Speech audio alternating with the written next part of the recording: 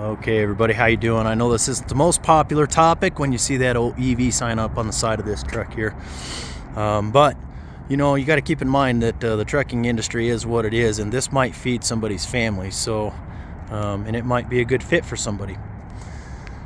But I do want to talk about it. There's three models that Peterbilt offers. They offer this one. It's a Model 220. It's a non-CDL up to a 33,000 GVW rating. This one here is a 26,000 pound rating with a 26-foot box, and they come in 2 or 3 different configurations as far as your wheelbase. They have to keep the wheelbase very specific due to the length of the battery lines and everything that are on there. And this one has 3 different battery configurations. It's basically a 100 mile, 150 mile, and a 200 mile. I do believe, I might be incorrect on there. And then you can see the batteries are mounted over here on the side of the chassis. There is a charging port on the front and the rear of these trucks. This one's running a Maxon 3,000 pound lift.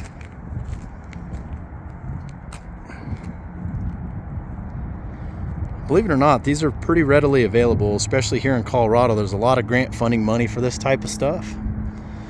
The really neat thing about Peterbilt, they've actually helped with the infrastructure front to back. So people will probably ask me about pricing on these trucks.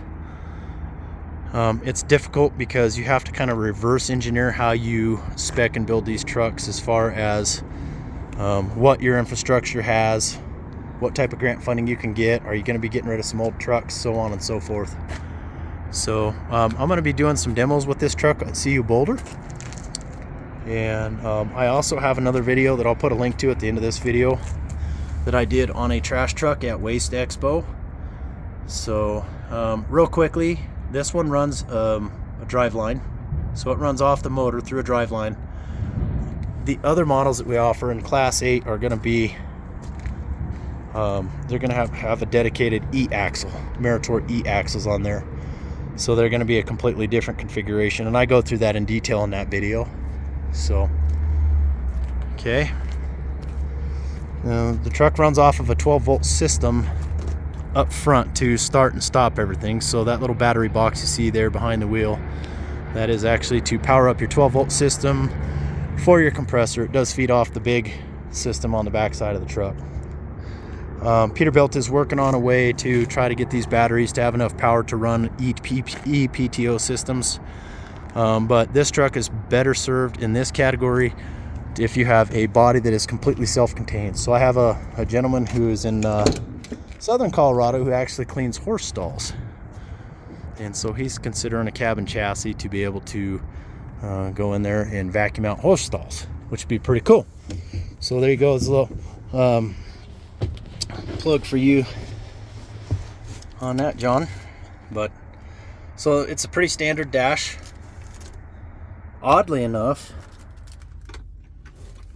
you still need to turn the key just the same as you would for any other vehicle. So you sit there and you hold it and it turns everything on. You'll hear a little bit of a buzzing sound in the background. That means that the engine is on, so to speak. Okay, so what you see in the middle of the dash, you see a green light. That is your regenerative braking on off. And then you have your parking brake, of course, and then just below that you'll see what appears to be an ABS light, but it's actually an RBS light, and that's for regenerative braking. So if you look back up in the upper left corner, you'll see that the batteries are charged. So the RBS light comes on saying, hey, the batteries are so charged we can't put any more energy back into the batteries at this time. So the regenerative braking isn't going to work until you start coming off a full charge, and it's going to start producing a command for, hey, I need to go ahead and start producing a charge.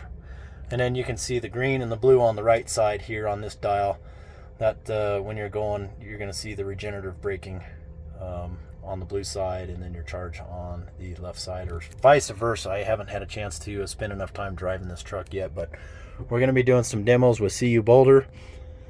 All your HVAC controls and everything are pretty much the same. You'll hear a little bit more tire noise and everything from these trucks because you have no engine noise, but you will hear fans. You'll hear your heater core and everything else going. So other than that, they're pretty quiet. So you guys have any questions, shoot a comment. Please keep it PG, of course. I know people have opinions about these things, but just keep in mind that, you know, this might feed somebody's family. And, you know, that's important to me, to give people what they want and what they're asking for. And if that's not for you, then let's talk about building you a custom 589 or something cool. That's not an EV. I do it all. Appreciate you guys. My number is 970-518-5520 if you have any questions, and we'll talk soon. Stay safe, everybody.